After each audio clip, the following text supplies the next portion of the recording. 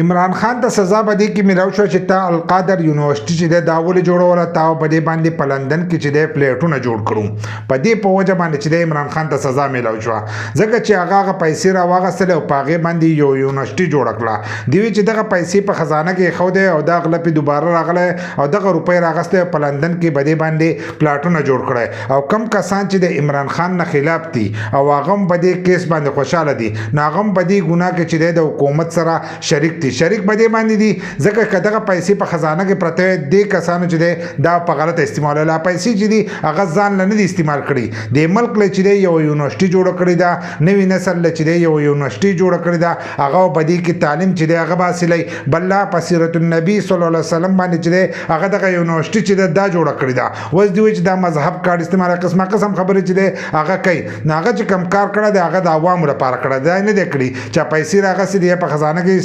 کې خو دی یی د خپل مفاد د پر په جدا ځایونو کې چې پاغي کې استعمال کړی دي خوراغستی دی او پاغي باندې یونیورسيټي چې دا هغه عوامو له جوړ کړی دا نو پاغي باندې هغه ته چې سزا ملاو شو باقي چې دا هغه یک سجرم چې دانشته چې د عمران خان ته 14 کاله سزا او خزه ته چې وکاله سزا اورول شوې ده